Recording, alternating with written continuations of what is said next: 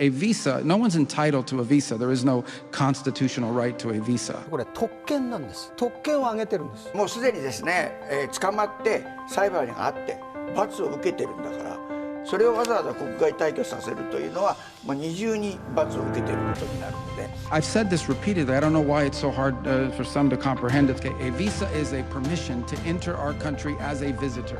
前提が違ってまして、平等ではありません。これは特権でもって日本に入ってきてるんです。そう考えなければ日本の社会は守れないです。Our predecessors recognized that decline was a choice, and it was a choice they refused to make. The fundamental question we must answer at the outset is what exactly are we defending? A great civilization that has every reason to be proud of its history, confident of its future, and aims to always be the master of its own economic and political destiny. 2026年2月ブダペスト、EU 主流派とは距離を取り、主権重視の姿勢を貫くハンガリーのオルバン首相と並び立ったのは、アメリカ国務長官マルコ・ルビオ。トランプ政権の外交ビジョンを具現化する最前線の実務家として、今、世界の舞台で注目されている人物です。表向きはミュンヘン安全保障会議後の公式訪問。しかしその会見は単なる外交日程ではありませんでした。問われたのはもっと根源的な問題。国家は誰のために存在するのか。会見でとある記者が持ち出したのは、アメリカ国内で起きた留学生のビザ取り消し問題。ガザをめぐる意見記事を学内紙に寄稿した学生。それは暴力ではなく、あくまで政治的主張でした。しかし政府は国家安全保障を理由にビザを取り消し、裁判所は表現の自由に言及して待ったをかけました。問われたのは、言論の自由か、それとも入国の許可という国家の裁量か、理念か、主権か、国境は理想で運営されるのか、それとも国家の意思で管理されるべきなのか。ルビオが放った言葉はアメリカ国内だけでなく、海を越え、日本でも波紋を呼びました。なぜか。それは多くの日本人が無意識のうちに感じている問いと、彼の発言が重なったからではないでしょうか。国家は何を守るのか。誰のために存在するのか。その答えをまずはご覧ください。Recently, a U.S. immigration judge has ruled that there were no grounds to deport Tufts University student who wrote an op-ed on Gaza. A second judge said using deportation as a threat violated the First Amendment rights of people like her, because those rights apply to foreigners. What is your response to that? On the particular case of the student, look, my job at the State Department is if I identify someone who I believe is present, someone who's a visitor, a guest to the United States, and we identify that their presence in our country poses a threat to our foreign policy, to our national security, we're gonna take that person's visa away. We're gonna take their visa away. That's what we're gonna do. We've done that in a lot of cases over the last year. We've done it. Fact is that, visas are not a right. I've said this repeatedly. I don't know why it's so hard for some to comprehend it, so let me repeat it again. A visa, no one's entitled to a visa. There is no constitutional right to a visa. Okay, a visa is a permission to enter our country as a visitor. If you enter our country as a visitor, and as a visitor in our country, be it a student, a tourist, a journalist, whatever you want to be, and you undertake activities that are against the national interest and national security of the United States, we will take away your visa. In fact, if we knew you were going to do it, we probably wouldn't have given you your visa. That's what we do. As far as judges are concerned, judges, that's a different branch of government. All I can opine to you on is taking away someone's visas. And no judge is going to tell the executive branch how to conduct foreign policy, because that's not up to judges, that's up to the executive branch. ルビオ長官が語る、ビザは与えられて当然の権利ではない、あくまで許可に過ぎない。アメリカの外交トップが突きつけたこの冷徹なまでの正論。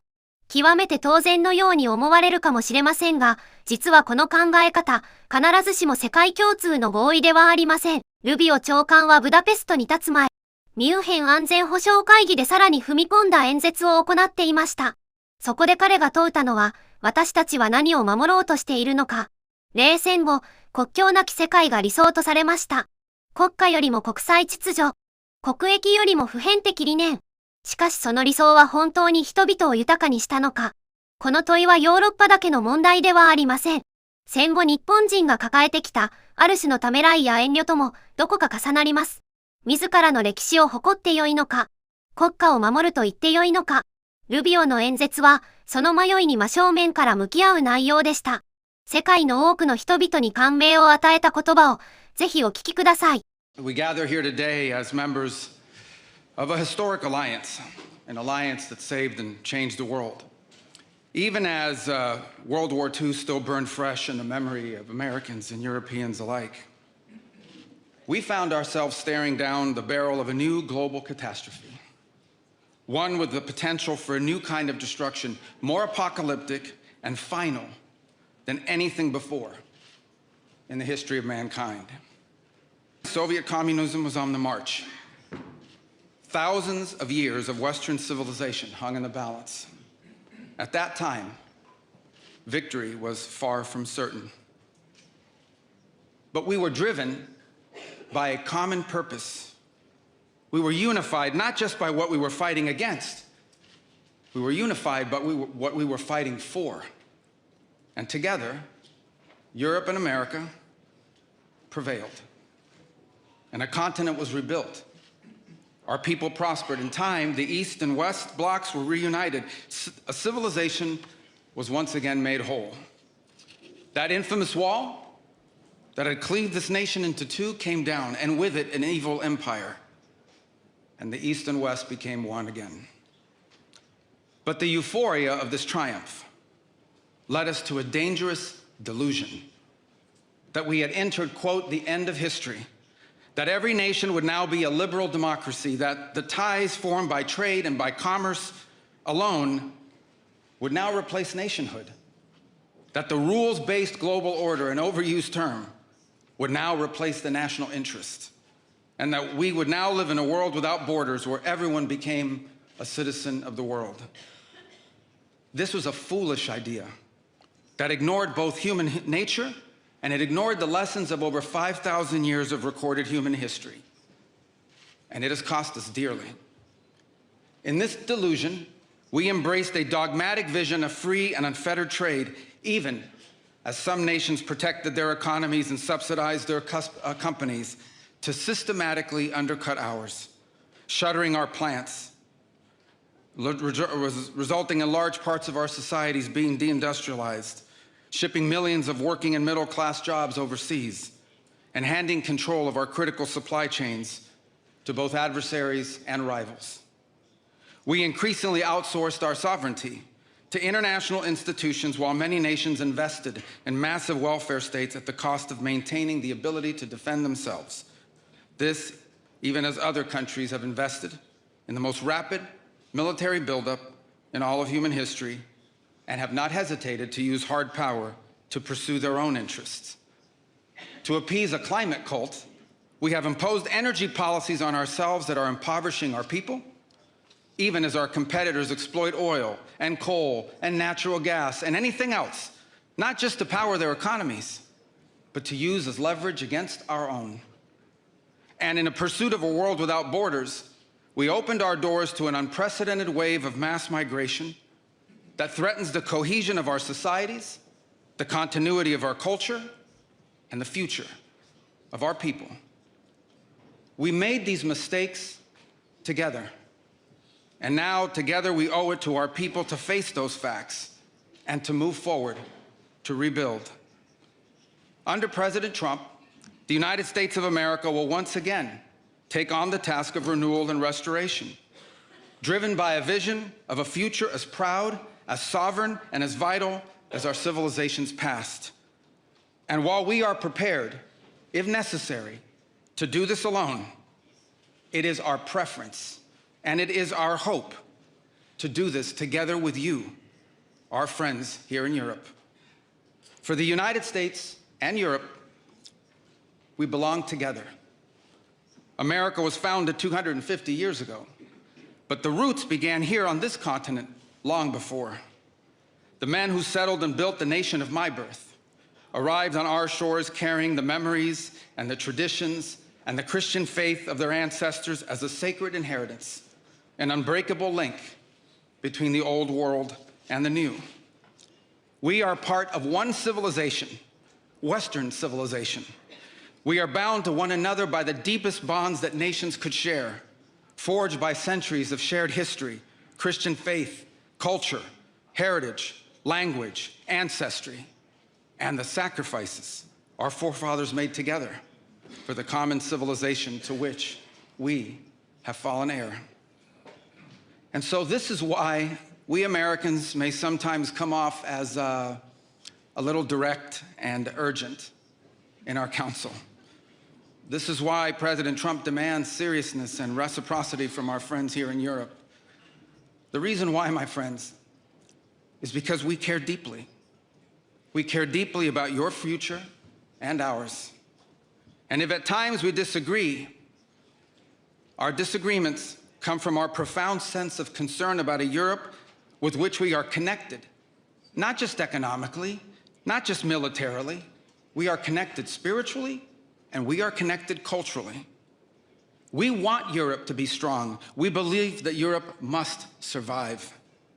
Because the two great wars of the last century serve for us as history's constant reminder that ultimately our destiny is and will always be intertwined with yours. Because we know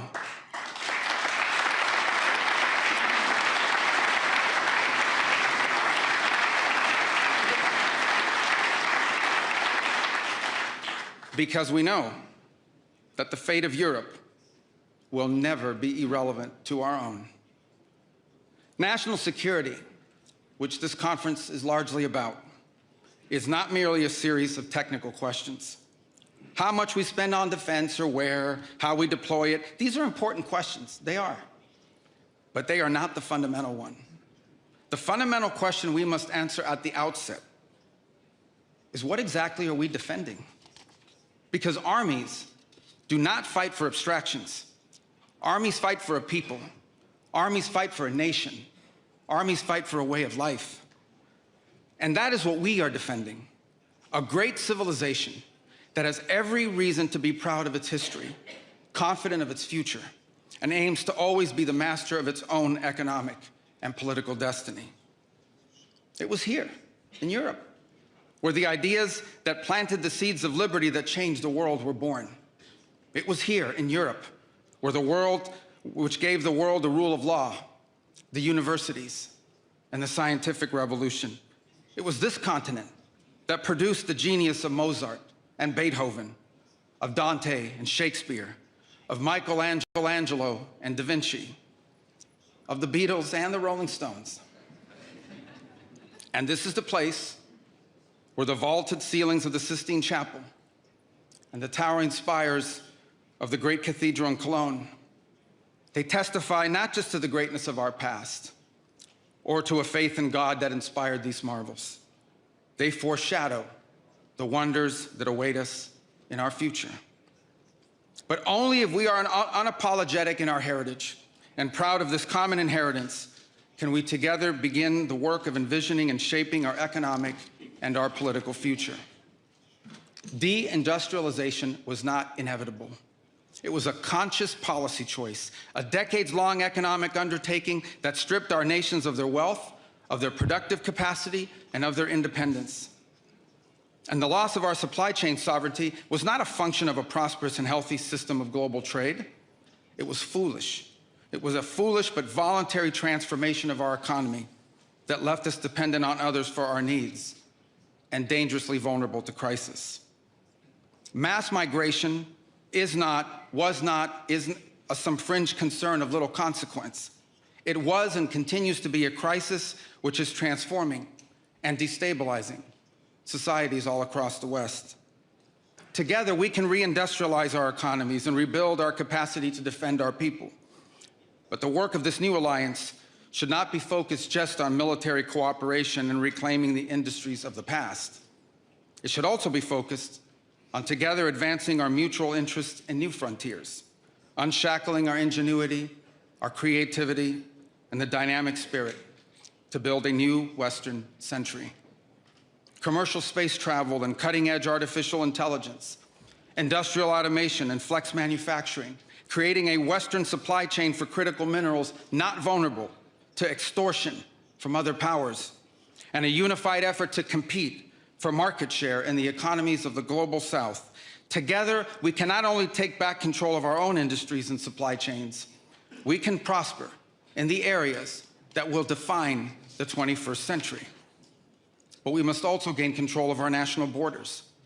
Controlling who and how many people enter our countries, this is not an expression of xenophobia. It is not hate. It is a fundamental act of national sovereignty. And the failure to do so is not just an abdication of one of our most basic duties owed to our people. It is an urgent threat to the fabric of our societies and the survival of our civilization itself. And finally, we can no longer place the so-called global order above the vital interests of our people and our nations. We do not need to abandon the system of international cooperation we authored, and we don't need to dismantle the global institutions of the old order that together we built. But these must be reformed. These must be rebuilt. For example, the United Nations still has tremendous potential to be a tool for good in the world. But we cannot ignore that today, on the most pressing matters before us, it has no answers and has played virtually no role. It could not solve the war in Gaza. Instead, it was American leadership that freed captives from barbarians and brought about a fragile truce.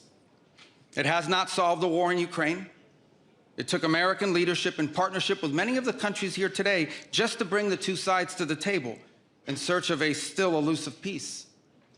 It was powerless to constrain the nuclear program of radical Shia clerics in Tehran. That required 14 bombs dropped with precision from American B-2 bombers. And it was unable to address the threat to our security from a narco-terrorist dictator in Venezuela. Instead, it took American special forces to bring this fugitive to justice. In a perfect world, all of these problems and more would be solved by diplomats and strongly worded resolutions. But we do not live in a perfect world. And we cannot continue to allow those who blatantly and openly threaten our citizens and endanger our global stability to shield themselves behind abstractions of international law which they themselves routinely violate. This is the path that President Trump and the United States has embarked upon. It is the path we ask you here in Europe to join us on. It is a path we have walked together before and hope to walk together again. For 5 centuries, before the end of the Second World War, the West had been expanding. Its missionaries, its pilgrims, its soldiers, its explorers pouring out from its shores to cross oceans, settle new continents, build vast empires extending out across the globe. But in 1945, for the first time since the age of Columbus, it was contracting. Europe was in ruins. Half of it lived behind an iron curtain, and the rest looked like it would soon follow. The great Western empires had entered into terminal decline, accelerated by godless communist revolutions and by anti-colonial uprisings that would transform the world and drape the red hammer and sickle across vast swaths of the map in the years to come. Against that backdrop, then, as now, many came to believe that the West's age of dominance had come to an end, and that our future was destined to be a faint and feeble echo of our past. But together, our predecessors recognized that decline was a choice, and it was a choice they refused to make. This is what we did together once before, and this is what President Trump and the United States want to do again now, together with you. And this is why we do not want our allies to be weak, because that makes us weaker. We want allies who can defend themselves so that no adversary will ever be tempted to test our collective strength. This is why we do not want our allies to be shackled by guilt and shame. We want allies who are proud of their culture and of their heritage, who understand that we are heirs to the same great and noble civilization, and who together with us are willing and able to defend it. And this is why we do not want allies to rationalize the broken status quo rather than reckon with what is necessary to fix it. For we in America have no interest in being polite and orderly caretakers of the West's managed decline. We do not seek to separate, but to revitalize an old friendship and renew the greatest civilization in human history. What we want is a reinvigorated alliance that recognizes that what has ailed our societies is not just a set of bad policies, but a malaise of hopelessness and complacency. The alliance that we want is one that is not paralyzed into inaction by fear. Fear of climate change, fear of war, fear of technology. Instead, we want an alliance that boldly races into the future. And the only fear we have is the fear of the shame of not leaving our nations prouder, stronger, and wealthier for our children. An alliance ready to defend our people, to safeguard our interests, and to preserve the freedom of action that allows us to shape our own destiny. Not one that exists to operate a global welfare state and atone for the purported sins of past generations. An alliance that does not allow its power to be outsourced, constrained, or subordinated to systems beyond its control. One that does not depend on others for the critical necessities of its national life. And one that does not maintain the polite pretense that our way of life is just one among many, and that asks for permission before it acts. And above all, an alliance based on the recognition that we, the West, have inherited together. What we have inherited together is something that is unique and distinctive and irreplaceable, because this, after all, is the very foundation of the transatlantic bond. Acting together in this way, we will not just help recover a sane foreign policy, it will restore to us a clearer sense of ourselves. It will restore a place in the world. And in so doing, it will rebuke and deter the forces of civilizational erasure that today menace both America and Europe alike. So in a time of headlines heralding the end of the transatlantic era, let it be known and clear to all that this is neither our goal nor our wish. Because for us Americans, our home may be in the Western Hemisphere, but we will always be a child of Europe.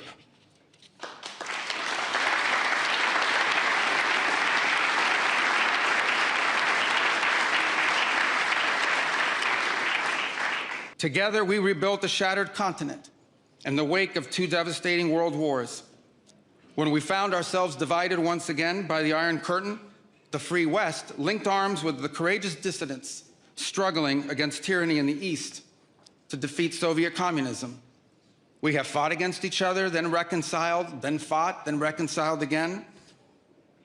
And we have bled and died side by side on battlefields from Kapyong to Kandahar. And I'm here today to leave it clear that America is charting the path for a new century of prosperity, and that once again, we want to do it together with you, our cherished allies and our oldest friends.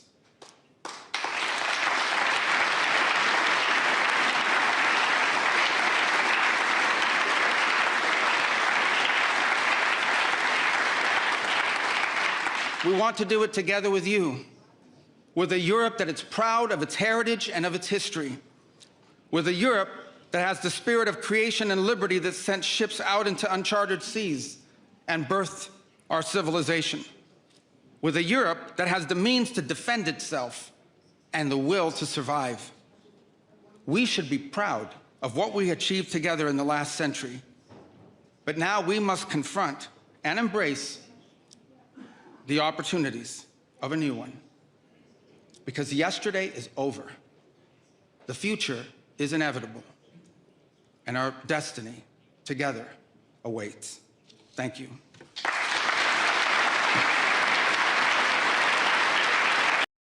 昨日は終わりました。未来は必然であり、私たちの共通の運命が待っています。ルビオ国務長官のこの言葉は、ただただ時代の流れに身を委ねる人々への静かな問いかけだったのではないでしょうか。私たちはいつの間にか自由や平和が自動的に続くものだと信じてきました。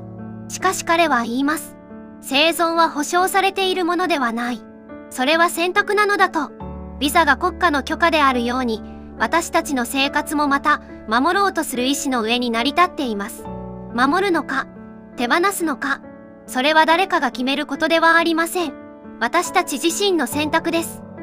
世界は今、その問いに向き合っています。日本もまた、例外ではありません。私たちには、まだまだ選択の機会が残されているはずです。